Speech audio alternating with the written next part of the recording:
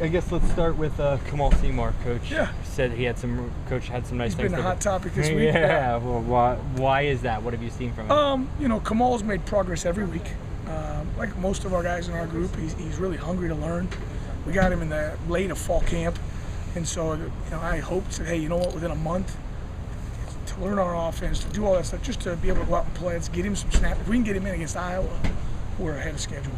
Because did we have to have him at the time? I wasn't for sure.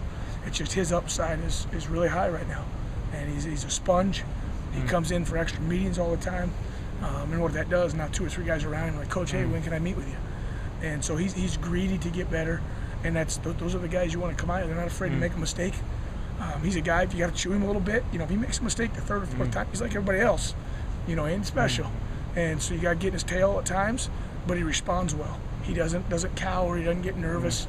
He's mentally, he's much tougher than you would think just talking to him, because he's a quiet guy. How have the other young guys been? I know they're not playing this year. The freshmen come in. How have they been, and did they make use out of that bye week pretty well? We have. I look at our group outside of the seniors, I call them all young. Dorian, who knows what he ends up playing next year. He's been a steadfast guard, and he knows our offense as good as anybody. So is he a center? I don't know. But you start talking about moving guys around. For me, that's the fun of spring ball. As a freshman, you put him in a spot and let him learn it all year. No different than we have Kamal. Not moved him. In spring ball, you start moving around a little bit. Conceptual part of the offense. Can they play another position? Because if you get guys hurt, you don't play the next right guard. You play the 6th best lineman. And if that means somebody has to move, Muller can play center if he has to right now with Jonah playing guard. We got a bunch of combinations, but you got to find 8 guys to play in this league, and that's shown up a time or two for us this year. And so, but the young guys have had a huge fall. They're just smart. They're hungry to learn. You mentioned the young guys, and you just mentioned Jonah. Actually, I know Derek is the guy at center, and he's one of the leaders on the team. But Jonah's one of the young guys that we see behind him at center. What did you see out of Jonah? Jonah's one of the guys that if there was a street fight, he'd be a top 5 pick in our program. They'd take him because he's physical. He's nasty. The part of being young is calm under pressure. And our plan to win. First it's great defense and score points. After that, it's win the turnover battle, and the 3rd one is win critical situations. Well, guys are cool and calm in critical situations when they've been out there a lot. And so that's where he struggles at times. He had the 2-minute drill yesterday when Derek was a little sore, and went out and, fall started the first one. It's composure and pressure. Open downs, great. But anytime you have a backup in, you're always nervous how they're going to handle the pressure, the game winner, all that stuff. Who will be the street fight picks behind Jonah? Coach Parker would be in the top 5. There's a bunch of guys. Going back to Kamal, he's transitioning over from the other side of the line. Have there been any technique things that he's had to kind of rewire? There have. And the biggest thing, I've had 2 or 3 D linemen move over in their time, in my time coaching, and they're really athletic. They're really physical. The hardest part, it's the exact opposite in run and pass that you want as a D lineman. As a defensive lineman, you want to separate in the run game, find the ball, and disengage. As an O lineman, you want to engage, sustain, and run so they can't get off. So when it talks about locking out, and so you'll see him at times lock out and get overextended, and those are just habits of years of being a defensive lineman. So to get his mind to change, in pass pro, he's going to try and snatch you sometimes. Well, he's not going to punch and keep the separation. It's just not natural yet. But he's come 100 miles, and we got 1,000 more to go. Defensively from Indiana, I think everybody makes so much of Indiana's offense, but Coach Asher was saying they've made a lot of progress defensively. Whatever you see from them as a defense? Well, and like I said, I didn't go against them. I've not coached against them last year.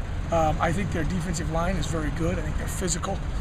They like to get penetration up front. They're going to do some stuff to make us move and redirect, and so our communication's been really good this week to make sure we handle movement. They do a lot of things to help themselves. They don't sit stagnant. They don't get doubled up. They let their defensive line is pretty dang good. I think before the 4 sacks to Gio against Minnesota, you guys had 187 yards on 32 attempts. Right. Just what kind of push did you guys get up front last game against Minnesota, and how are you carrying that into Indiana? Well, teams have taken advantage of things at different times this year. When teams play base, we've struggled, but we've done really well depending on who we're playing. When teams are moving, we've picked it up well because you rep it. And it's how focused are our guys, and they're starting to get the confidence because you have now. My challenge to them was back-to-back-to-back weeks, go out and run the ball efficiently. And they've done that. They've responded. It's not been up and down and up and down. So that's how you build confidence. And really, I think that the confidence to put the ball on the ground. Hey, when we need to, let's protect him and let Gio go to work, because he's shown he can. We give him time. He'll either take care of it with his feet or he'll find the open guys. And that's on our shoulders to let him stay cool and calm. You took the words right out of my mouth. How much does an offensive lineman, as a coach and a former one, like having a guy like Gio back there in terms of he can keep plays alive, and if you get beat, he can make you look good, maybe. You know, he could save you at times, and depending on games and stuff, sometimes that can hurt you also. You know, they step into it. So it comes. That's another one. It just comes with time and your pocket presence. But both him, Zach have had a great week of that. You know, Tylen can move around great. So we got guys that can move. Chris moved around fine. You know, it just that's the biggest thing right now is just the comfort level of a group of guys playing. You know, I tell linemen all the time, it's not always the 5 best. It's the 5 that play the best together, and that communication's a big part of it. I don't know if you saw, there was an article from Pro Football Focus that ranked top 5 most underrated players, and Tariq was the most underrated player in the Big Ten. Just as his position coach, what's it like for you to see a guy like that develop from when you came in, and just from your standpoint? Somebody sent that to me the other day, and that's a good honor for Tariq as a young guy. But if you ask me, we're Rutgers. I enjoy being underrated and let our guys go out and play, and that comes with time. And we had a good talk about it. You know, that's put that feather in your hat, but you go back to work, and all that does is put a bigger target on you. He's got a lot of developing to do. He knows that, but he shows the upside to be a really good player. Thanks, Coach.